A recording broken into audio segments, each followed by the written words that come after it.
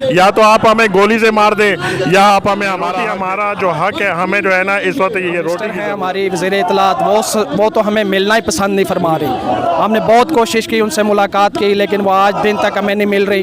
वो कभी कतर जा रही हैं, कभी लंदन जा रही हैं, कभी दुबई जा रही हैं। जब हमें भूख लगती है हमें तब पता चलता है कि वो भूख है। मैं नहीं क्या लोगों से मांग मांग के हम थक गए हैं। अब तो लोगों ने देना भी बंद, यकीन करें मालिक मकान हमारा सामान बाहर निकाल 18 से 20 महीने की सैलरी ना मिलने पर आज सड़कों पे हैं। कई बार बाहर निकले लेकिन कोई भी इनके सुनने वाला नहीं है। आज हम यहाँ पे आए हैं और यहाँ पे इनसे बात करेंगे कि कितने मंथ की सैलरी इनकी बकाया है और घरों के गुजारा जो है वो कैसे चलता है। उनके घर के जो चूल्हे हैं वो कैसे जलाए जा रहे हैं, क्या घरों के चूल्हे जो हैं बंद पड़े हैं या कि जल रहे हैं। यहाँ पे मुलाजमीन हैं, ATV के मुलाजमीन, उनसे बात करते हैं। अस्सलाम वालेकुम। वालेकुम अस्सलाम। क्या कहेंगे, कितने अरसे से आपकी ये तन्हाई नहीं आई? हम तकरीबन ये 3 साल और 2 महीने हो गए हैं हमें इन तकलीफ़ात को बर्दाश्त करते हुए। तकरीबन 38 महीने इसमें से 23 तनख्वाहें तो हमारी वैसे ही हमें वसूल नहीं हुई हैं और इसके अलावा जो 6 तनख्वाहें हैं हमें हमारे PF से अदा की गई हैं। तो जो हमारा फ़ंड, मैं अब इस इदारे में 30 साल से मुलाजमत कर रहा हूँ, तो इन्होंने हमारा फ़ंड भी जो है PF फ़ंड भी सारा ख़त्म कर दिया है। और इस वक्त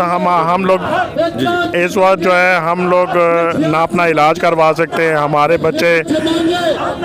बच्चे वालिदैन सेहत से महरूम हैं। हम उनको डॉक्टर के पास ले जाने की बजाय उनको दुआओं के आसरे पे छोड़ा हुआ है और हम एक एक पाई को मोहताज हैं। ये रोटी हमारा जो हक है, हमें जो है ना इस वक्त ये रोटी की ज़रूरत है। हम लोग फाके कर रहे हैं, अपनी ज़िंदगी को गुजार रहे हैं। इस रोटी की खातिर, रिज़्क़ की खातिर हम 38 महीने से ख्वार हैं।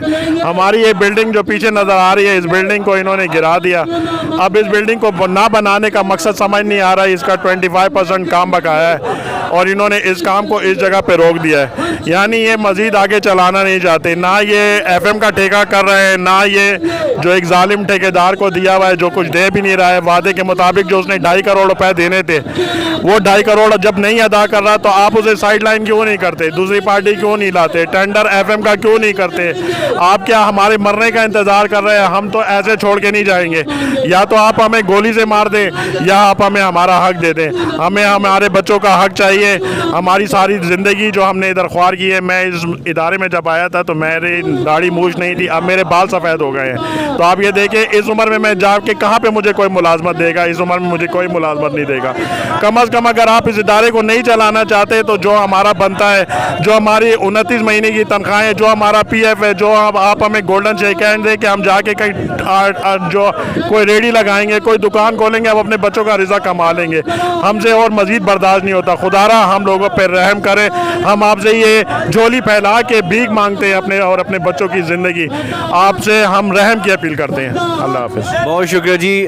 यहाँ पे कुछ और लोगों से बात करेंगे क्योंकि हालात ज़ाहिर सी बात है काफ़ी मुश्किल हो जाते हैं। 1 महीना सैलरी ना मिले तो बड़ा मुश्किल होता था। यहाँ पे तकरीबन जो है 29 महीने की सैलरी बकाया जात है। अस्सलाम वालेकुम जी। वालेकुम अस्सलाम। क्या कहेंगे, आज आप लोग सड़कों के ऊपर हैं, क्या कहेंगे इस हवाले से? सर, ये हम 3 साल से इस मुश्किल हालात को फेस कर रहे हैं और हम कई जगह पे अपने हक के लिए आवाज़ उठा चुके हैं, लेकिन आज मजबूरन 3 साल के बाद आज हम रोडों पे आ गए हैं कि हमारा हक हमें मिल नहीं रहा। 20 माह या 22 माह की सैलरी पेंडिंग हो चुकी है और आवाम भूख से मर रही है, घरों में फाके चल रहे हैं और मजबूर हो के आज हमने ये कदम उठाया। ये एहतजाज हम रोड पे लेके आ गए हैं। अब हम इंशाल्लाह पीछे हटने वाले नहीं हैं। जब तक हमारा हक नहीं मिलता हम उस वक्त तक ना चुप करेंगे, ना हर हद तक जाएंगे इंशाल्लाह, क्योंकि लोग बहुत परेशान। आपने आला इंतज़ामिया से बात करने की कोशिश की, कोई क्या जवाब मिला आपको? जी बिल्कुल, हमने बहुत कोशिश की। आला इंतज़ामिया जो प्राइम मिनिस्टर हैं हमारी वज़ीर इत्तलात, वो तो हमें मिलना ही पसंद नहीं फरमा रही। हमने बहुत कोशिश की, उनसे मुलाकात की, लेकिन वो आज दिन तक हमें नहीं मिल रही।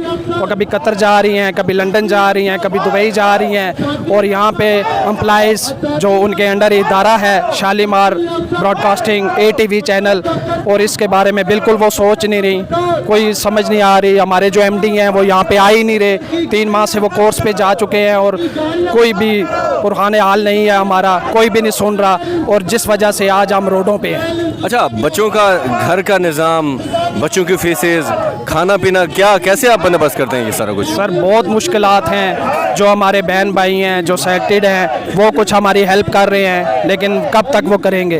हम मकरूज़ हो चुके हैं, कर्ज में हैं, हर चीज़ की मुश्किलात हमारे सामने है। बच्चों की फ़ीसें हैं, बिजली के बिल्स हैं, आना जाना ऑफिस तक हमने जो है ना आना जाना बड़ी मुश्किलात में है हम लोग के बिल्कुल बेबस हो चुके हैं कि ना किचन चल रहा है, ना बच्चों की फ़ीसें अदा हो रही हैं, ना घर के मामलात सीधे चल रहे हैं, बड़ी मुश्किलात है सर। बिल्कुल जी, नाज़रीन आप देख सकते हैं कि जैसे कि इनका कहना है कि घर के हालात, ज़ाहिर सी बात है जब 1 महीने की सैलरी लेट हो तो कितना मुश्किल होता है। तो अगर 2.5 साल की सैलरी तकरीबन लगभग इनकी सैलरी बकाया जात हैं तो ये बहुत ही ज़्यादा मुश्किल हो जाता है। घरों की बच्चों की फीसेस होती हैं, घर बच्चों के लिए खाना खिलाना होता है उनको, और उसके अलावा रेंट वगैरह होता है, तो बहुत ज़्यादा मुश्किल हो जाता है। तो ये चीज़ हुकूमत सोचती क्यों नहीं है, क्यों ऐसे अपनी आवाम को अकेले छोड़ देती है? कुछ मज़ीद लोगों से बात करते हैं। अस्सलाम वालेकुम जी। जी वालेकुम सलाम। क्या कहेंगे इस हवाले से आप? मैं इस हवाले से यही कहना चाहूँगा कि हम लोग एहतजाज कर रहे हैं कि हमारी 22 माह की सैलरी हमारी बंद है। अब ये बात बंदा वही समझ सकता है जिसकी अपनी सैलरी बंद हो।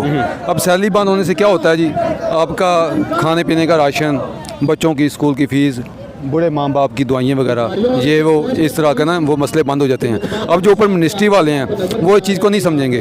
अब लोग कहते हैं जी, अब मेरा अपना कहना है कि हमने पढ़ा है कि भूख किताबों में पढ़ा है, अब प्रैक्टिकली जब हमें भूख लगती है हमें तब पता चलता है कि वो भूख के मैनी क्या हैं। इसी तरह जब तक उनका के बच्चे स्कूल जा रहे हैं उनको कोई एहसास नहीं होगा कि हमारे बच्चे स्कूल जा रहे हैं, कोई मरता है मरे, क्योंकि उन्होंने किताबों में पढ़ा है भूख। हमने प्रैक्टिकल इसको करके देखा कि भूख होती क्या है। आप एक टाइम का खाना ना खाएं, आपको एहसास होता है कि भूख क्या है। आप 3 दिन का खाना ना खाएं, आपको पता है एहसास क्या भूख क्या होती है। इसी तरह जब सैलरी का ये इशू है, उनकी 1 माह की सैलरी बंद कर दें, उनका पेट्रोल बंद कर दें, इस तरह की चीज़ें वो वैसे ही करके देख लें, उनको पता चल जाएगा कि 1 महीने की सैलरी बंद होने से घरेलू मामलात हैं वो किस तरह वो ख़राब होते हैं। मुश्किल हो जाता है। बहुत मुश्किल होता है। बहुत शुक्रिया जी। कुछ यहाँ पे ख़वातीन भी हैं, यहाँ पे ख़वातीन समेत यहाँ पे लोग सड़कों पे हैं, उनसे भी हम बात करेंगे। ज़ाहिर सी बात है हालात मुश्किल हो जाते हैं तो उनसे भी हम बात करेंगे। अस्सलाम वालेकुम जी। क्या कहेंगी, आप लोग सड़कों पे हैं, कितना अरसा हो गया आप लोग इसी तरह बगैर तनहा के गुजारा कर रही हैं? 20 महीने हो गए हैं, अब 21वां महीना जा रहा है, अभी तक तनख्वाहों का कोई पता नहीं है और इतनी मुश्किलात का सामना हमें करना पड़ रहा है। ना हमारे ऑफिसर सुन रहे हैं, ना कोई सुन रहा है हमारी। हमें 1 महीने से ऊपर हो गए ये एहतजाज करते हुए भी, लेकिन इन पे कोई जूं तक नहीं रह रही। इस हुकूमत को पता नहीं क्यों हमारी पे तरस नहीं आ रहा, क्यों नहीं समझ रहे कि हम किस हाल में है इस टाइम। हमारे बच्चे भूखे मर रहे हैं, हमारे क्या हाल हो रहा है। लोगों से मांग मांग के हम थक गए हैं, अब तो लोगों ने देना भी बंद कर दिया है, किराए हम अपने लगा के आ रहे हैं। कैसे निज़ाम चल रहा है आपके घर का? बच्चों के ज़ाहिर सी बात है फीसें हैं, घर का किराया होता है और खाना पीना होता है, ये कैसे निज़ाम चलता है आपका? बस ये देख लेना, हम इनसे कह कह के ये बातें थक गए हैं कि हमारे बच्चे भूखे हैं, हमारे फीसें देनी है, हमारे बच्चे यूनिवर्सिटियों के हैं, हमें इतनी परेशानियाँ हो रही हैं और हमारे ये सारी औरतें इतनी मुश्किल से आ रही हैं। कुछ ऐसी भी हैं कि जो किराए पे हैं और किराए पे हमारे रेंट देना पड़ता है। आप यकीन करें, माली मकान हमारा सामान बाहर निकाल के रखा हुआ है, अब अभी तक इन्होंने तनख्वाह में नहीं दी, तो अब बताएं हम किधर जाएँ, किससे फरियाद करें, किससे कहें कि हमें खुदारा हमारी इज्जत रखें। हमें इतने साल हो गए, 36 साल हो गए यहाँ पे काम करते हुए, हमें कभी इस तरह की तकलीफ़ नहीं हुई। ये 3 सालों से जब से मिनिस्ट्री आई है, जब से यहाँ पे मिनिस्ट्री आई है, तब से ये हाल हो रहा है। हमें कुछ समझ नहीं आ रही ये लोग क्या करना चाह रहे हैं, हमारे साथ क्या सलूक करेंगे। हमारी बिक गया पूरा अदारा बिक गया। अल्लाह ताला आपकी आसानियाँ पैदा करें। नाज़रीन, जैसे कि आप देख सकते हैं कि इनका यही कहना है कि घरों के जो चूल्हे हैं वो ठंडे पड़े हैं और मालिक मकान जो हैं वो घरों का सामान बाहर निकाल रहे हैं। कुछ और मज़ीद लोग हैं, उनसे भी बात करेंगे। अस्सलाम वालेकुम। अस्सलाम वालेकुम। क्या कहेंगे आप, कितने अरसे से आप लोग सड़कों पे हैं? हम लोग 22 माह की हमारी सैलरी है जो हमें नहीं मिली और 3 साल हो गए हैं इस ड्यूरेशन को, और हर जगह पे हमारी एप्लीकेशंस रिक्वेस्ट जा चुकी हैं लेकिन कहीं से भी कोई आंसर नहीं आ रहा। बहुत मुश्किल ज़िंदगी गुजार रहे हैं आप, तो बहुत सख्ती से मजबूर होके कौन औरत चाहेगी कि अपने घर को छोड़ के, चार दीवारी को छोड़ के सड़क पे आए। आज हम बहुत मजबूरी से यहाँ पे आए हुए हैं। तो आला इंतज़ामिया से आप लोगों की बात हुई है, क्या जवाब मिला? हमारी CBA जा रही है और फाइल खेल रहे हैं और फाइलें पड़ी हुई हैं, कोई आंसर नहीं है। बस यही कह रहे हैं, हमने लिख के दे दिया है, और आला सीटों पर जो बैठे हुए लोग हैं वो इतनी अहमियत ही नहीं दे रहे किसी चीज़ को, ना आंसर कर रहे। कौन जिम्मेदार है आपके ख्याल में? मिनिस्ट्री ऑफ इंफॉर्मेशन जिम्मेदार है, जिन्होंने हमारी बिल्डिंग को तोड़वाया है और हमारा सारा फर्नीचर, हर चीज़ हम लोगों को कंटेनर्स में बिठाया। वो कंटेनर्स की भी लाइफ ख़त्म हो चुकी है, बारिश हो तो वो टपकना शुरू हो जाते हैं। तो बहुत मुश्किल हमारी ज़िंदगी, बहुत ही ज़्यादा मुश्किलात का शिकार है, हम बता नहीं सकते। हमारी तो रिक्वेस्ट है और अपील है प्राइम मिनिस्टर से भी और सेक्रेटरी से भी और मिनिस्टर से भी कि खुदारा हमारा कोई मसले का हल निकाले, हमारे चूल्हे तो जले ना, हमारे बच्चे बेचारे जलीलो ख्वार हो रहे हैं स्कूलों में। हमारी दुआ है कि आपके मसाइल हल हों। नाज़रीन, आपने देखा कि बहुत ज़्यादा मुश्किलात हैं इनके लिए, और कुछ लोग यहाँ पे, और भी लोग, काफ़ी ज़्यादा तादाद में लोग मौजूद हैं। क्या सारे लोग यहाँ पे मौजूद नहीं, या आधे आए यहाँ पे आज? अभी तो सिर्फ जिनकी शिफ्ट है, हमारा शिफ्टों पे चलता है ना ऑफिस, तो आधे लोग हैं, आधे अभी कुछ बीमार हैं इतने ज़्यादा, ब्लड प्रेशर, शुगर, और ये सोशल सिक्योरिटी के जो कार्ड से हम दवाइयाँ लेते हैं वहाँ से पता करें कि लोग दवाइयाँ ही दवाइयाँ खा रहे हैं। एक हमारी फ्रेंड है, उसका आँख का वो हो गया, पंक्चर हो गई है वैन टेंशन से। वो जो मेरी कुलीग है वो शुगर की पेशेंट है, उनका शुगर 500 तक गया हुआ है। डॉक्टर्स भी हैरान हो जाते हैं कि आप लोग ज़िंदा कैसे हैं, लेकिन परेशानी और दुख और दुआएं हर चीज़ के लिए हम लोगों ने बहुत एफर्ट किया, लेकिन कोई रिज़ल्ट पता नहीं क्यों नहीं निकला। चलें जी, अल्लाह ताला आपकी आसानियाँ पैदा करे कि आप हमारी आवाज़ आगे तक लेके जाए, अल्लाह आपके लिए भी आसानियाँ करे, सब के लिए। और हम इतना सारी उम्र से टैक्स ही दे रहे हैं, 30 साल की सर्विस है, तो कोई ना कोई तो गवर्नमेंट को हमारा हाल सोचना चाहिए ना। चलें, बहुत शुक्रिया जी। नाज़रीन, आपने देखा कि ये लोग तकरीबन 3 साल से लगभग जो है ये लोग बाहर हैं, सड़कों के ऊपर हैं, और हालात जो हैं काफ़ी गंभीर हो चुके हैं, बीमार हैं लोग, और यहाँ पे उनसे बात करते हैं। अस्सलाम वालेकुम। आप बीमार? नाज़रीन, आप देख सकते हैं कि ये एक खातून हैं, ये बीमार हैं, उसके बावजूद यहाँ पे सड़कों पे हैं। अस्सलाम वालेकुम।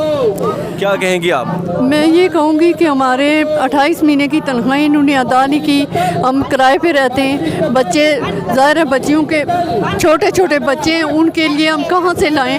28 महीने से ये हमें तनख्वाह नहीं दे रहे। हमारे PF से इन्होंने पैसे निकलवा के 5 तनख्वाहें जो दिए, हमारे PF का भी इन्होंने बेड़ा गर्क किया है। अच्छी खासी चलती हुई कंपनी इन्होंने गिराई है, चलती हुई। इनको चाहिए था कि MCR ना गिराते, अगली बिल्डिंग गिरा लेते। 2 बिल्डिंगें थी, MCR नया 15 करोड़ का बनवा के, एक पहले का था, एक और नया 15 करोड़ का बनवा के, उसका हम खाम में हम जो टैक्स अदा करते हैं। कितना अदा किया इस दफ़ा टैक्स? 60 लाख रुपये हमने खाम में दिया है कि जो MCR बना के इन्होंने फिल फोर तोड़ ही दिया है, इसलिए कि इन्होंने उसमें करप्शन की थी। इन्होंने पता नहीं क्या किया करप्शनें करके और इदारे का बेड़ा करके हम लोगों को ऐसे छोड़ा हुआ। खुद इनको पेट्रोल भी मिलता है, गाड़ियाँ भी मिलती हैं, इनके घर के खर्चे भी चलते हैं। इदारा इतना लॉस में है, लेकिन इन लोगों ने अपनी प्रमोशनें ली हैं। किस उसमें ली है कि हम लोगों को तनख्वाह नहीं दे रहे, इनकी 6 प्रमोशनें कैसे हो गई हैं? इतना करप्ट इदारा है।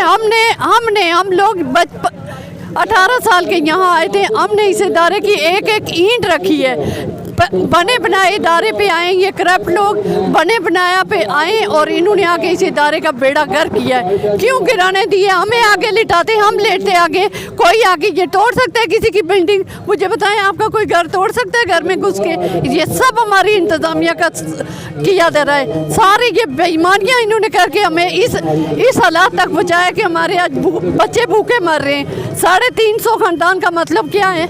350 लोग हैं, स्टेशन है, 12 स्टेशन है, हमारे ऑफिस के लोग सारे रो रहे हैं। इसीलिए रो रहे हैं कि इस करप्ट इंतज़ामिया जो खुद अपनी इन्होंने जेबें भरी हैं बिल्डिंग तोड़ के, और हम लोगों पे ये देखें आज हम सड़कों पे हैं। 28 महीने से हमारी तनख्वाह नहीं दे रहे। अल्लाह ताला आपकी आसानियाँ पैदा करे। नाज़रीन, आपने देखा कि यहाँ पे जो लोग हैं काफ़ी परेशानी के आलम में हैं और बार बार यही कहना पड़ रहा है, क्योंकि ज़ाहिर सी बात है परेशानी है तो दिल में दर्द होता है। तो आपके हमारे घर में अगर ऐसा हो तो ज़ाहिर सी बात है मुश्किलात भी तो बहुत ज़्यादा आती हैं।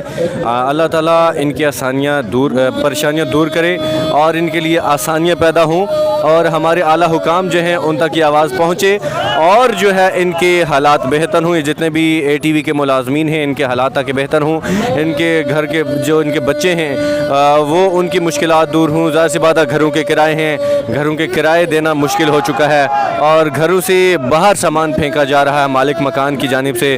तो ये चीज़ें ज़ाहिर सी बात है ये चीज़ नहीं होनी चाहिए।